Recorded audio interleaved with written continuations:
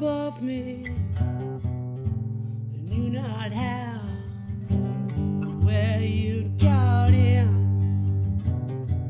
Such the sky blue eyes, the sunset outside, sleeping in late, wearing an involuntary grin.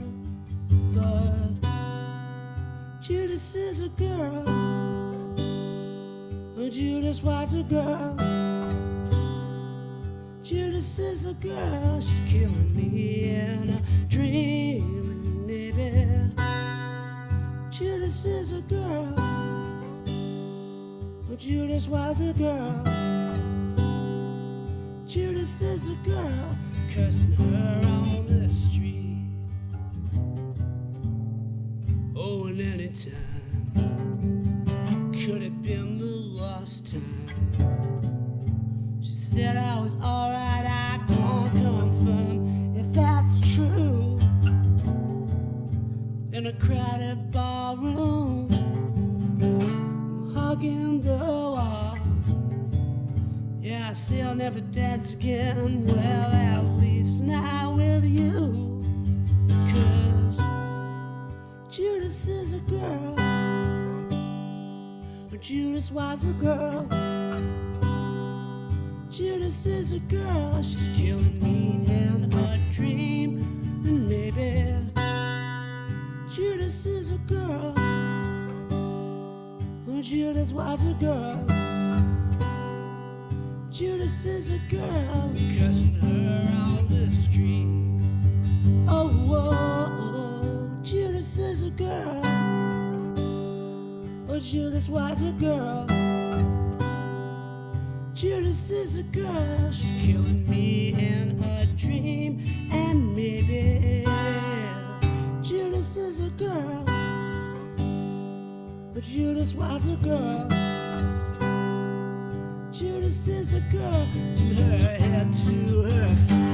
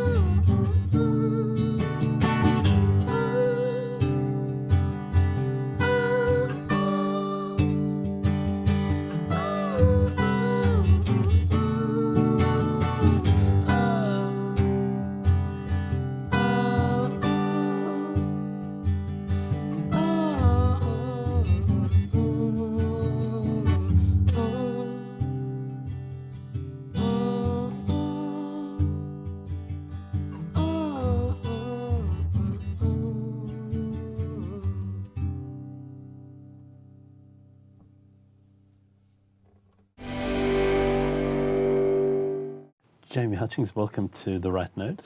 Thank you. I'm going to start with a quote. The weather's warmer, strangers they smile more on the street. I couldn't quite work out, but two men are jogging in the heat. We get a taxi driver living in Erskineville in need of a wife, the first day of summer and everyone's on holidays while it's raining jacarandas. It seems like the answer to my question may already be in your words, but is it possible to tell stories of Sydney or the people in Sydney in the way that people have sung about New York or Memphis or Melbourne? Yeah, well, I do it. It's possible. I know what you mean though. I think maybe it's getting better, but maybe the cultural cringe maybe stopped songwriters doing it earlier. They always felt that writing about New York was more exotic, but it's not that original anymore. There's been so many, people have been singing about New York since Frank Sinatra, so it's not a bad thing to change location. And if you're not necessarily looking to sing about Sydney, you're singing about what you see. Yeah, it's just there. It's just kind of there. It's a beautiful city, having travelled a lot. To me, when you see some of the Sydney icons, especially like you look at Vivid when you walk around Vivid. Every time Vivid's on, it always pours rain. But the city looks amazing in the rain when you see it all lit up like that. And there's a lot of hidden spots in Sydney that you kind of where you can see these icons from. So yeah, I think just being around it my whole life, it evokes lots of memories. It probably does for other people too. People who insert locations and landmarks into songs, sometimes it can sound quite contrived, particularly if they're not from the area. But with you, particularly with this album, Bedsit, you sound much more like a guy at the bar telling some stories, and believable stories that may have just come off the street and you've seen or you were part of. Do you feel like you're a storyteller normally? Did you feel you needed to change into a particular kind of storyteller with this album? It took me ages to get to the point of being comfortable writing story songs. I didn't used to do it. They were always more impressionistic songs. Like I grew up as a teenager listening a lot to Steve Kilby's lyrics, which are kind of fruit salad poetry, like done in a really amazing way. Yeah. And that's how I first started experimenting with lyrics. And I'd start trying to, like say in the 90s when I was doing the Blue Bottle Kids stuff, I'd start trying to write a story, but like you're saying, it would feel naff and contrived. It took a really long time to get to that point of being able to construct it. And I was also pretty hesitant about being too literal. I didn't want to be a Paul Kelly type. I mean, it's fantastic what he does, people like Paul Kelly and Tim Rogers and people like that, but I always liked that surreal element in writers I like, and just where things are blurred and hazy, and then when you put music in, it becomes this kind of pretty potent concoction. So the narrative stuff of inserting places, that's just happened gradually, maybe as I've got more confident and less self-conscious, with age, with writing more songs. It's just sort of gradually happened. Because your earliest solo albums, post Blue Bottle Kiss, were still more in that impressionistic mode than in the full storytelling we're getting now. Yeah, I think so, yeah. The stories you tell aren't your stories necessarily.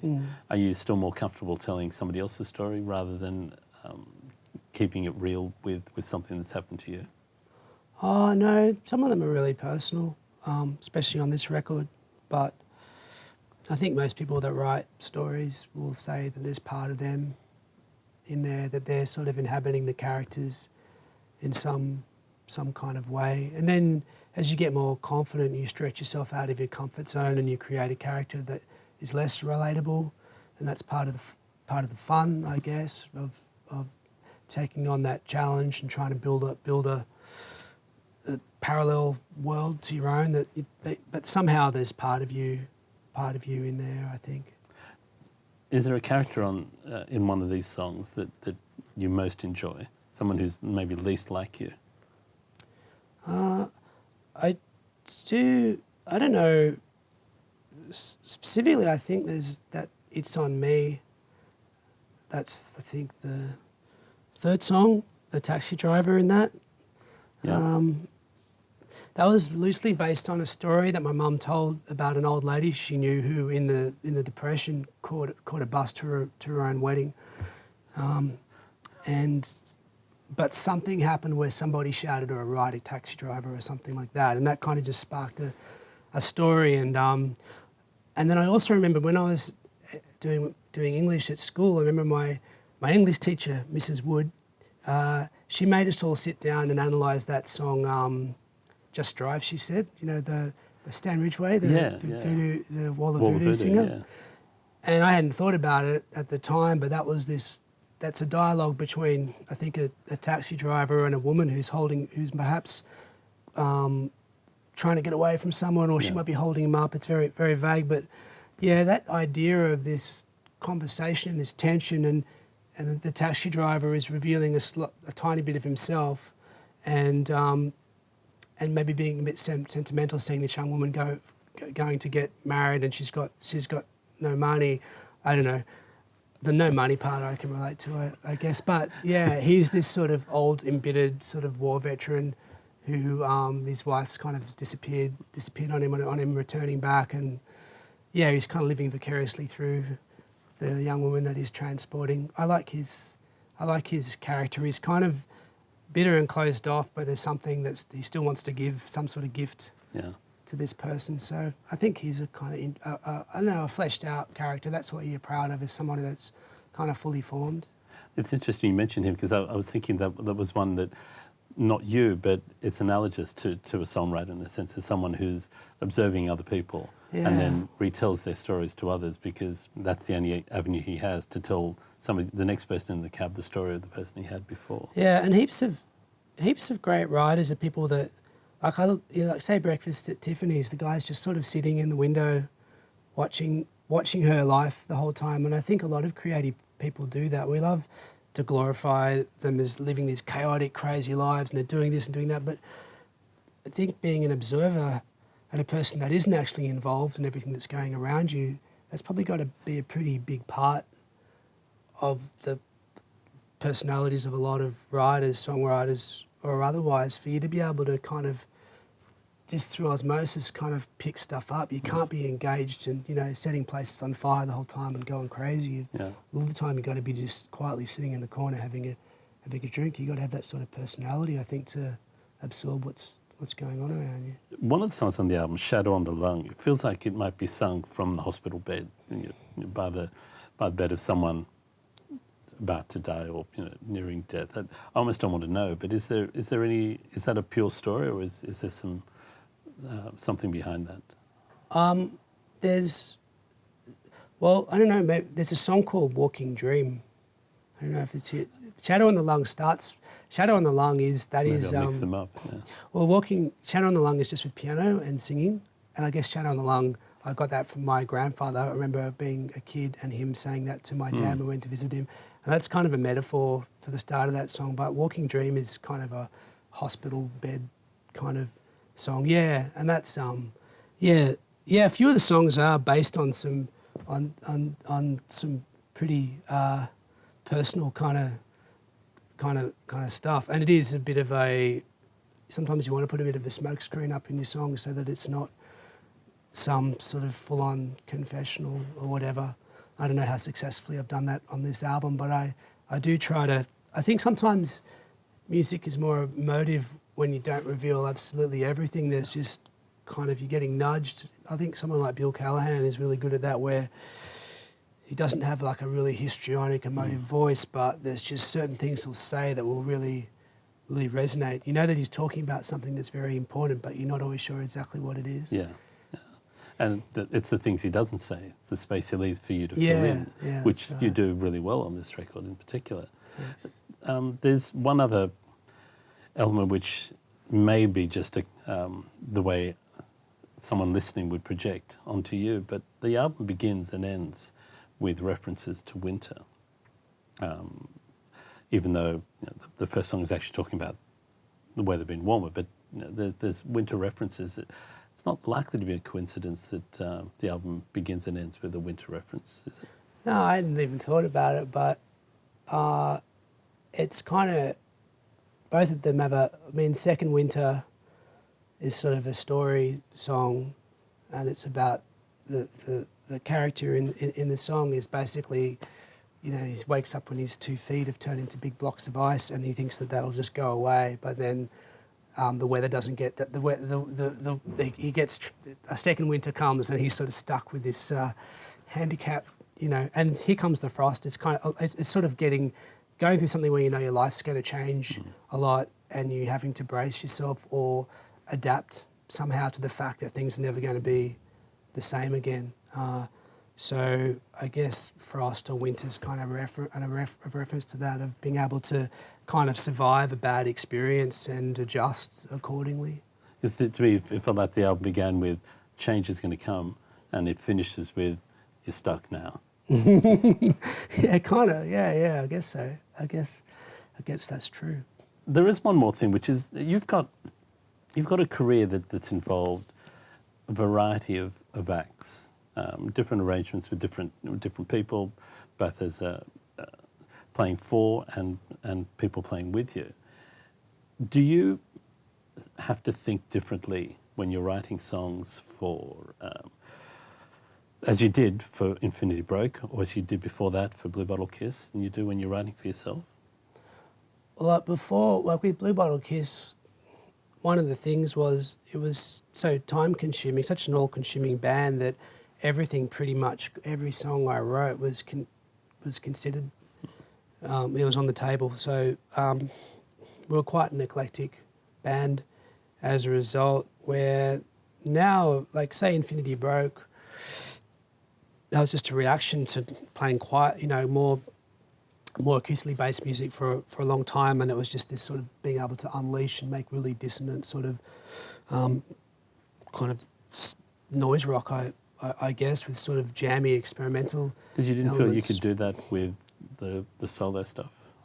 No, I think what I've started to do now is to make, rather than sort of put my eggs all in one basket, I tend to do things on a project by project basis and let the project inform that a bit. So I'll be like, if I'm writing songs, or maybe we'll write songs specifically for that project, or I'll put them aside. You'll have the odd orphan where you don't know where it'll go. But yeah, generally it's, I sort of enjoy. I remember reading an interview with PJ Harvey, and it was like it's time for her to write an album. She would then write an album, and it would be this style, and I could never imagine doing that. I just used to write songs constantly, but I've become more project-based, where if I'm collaborating with someone, like say with Peter Fenton with The Tall Grass, that was a very specific thing, a real meeting of minds, and it just, we kind of birthed this bunch of songs together. With Infinity Broke is really informed by having two percussionists and really repetitive kind of droning elements, so I couldn't put these songs to transform it into that. It just wouldn't work, but I'd have songs where it could, So yeah, you kind of, it's a challenge. It's really exciting doing it that way for me now. So for us, it's more a case of, for the moment, we have Jamie Hutchings, and at some point in the future, Infinity Broke will be there. Yeah, and it's often a reaction to what I've done before. Like, you kind of get, I know when Blue Bottle finished, I was kind of exhausted. We were creating a real cacophony towards the end, and I really felt like moving away from really screaming and kind of like competing with all this noise, which I loved and got back into again with Infinity Broke, but it's sort of a reaction to what you're doing before you get to this point where you really thirst for something totally different from what you're doing previously. Well, for the moment, we've got you playing quietly, so I quite enjoy that. Thanks for your time, Jamie. Thanks, Bernard.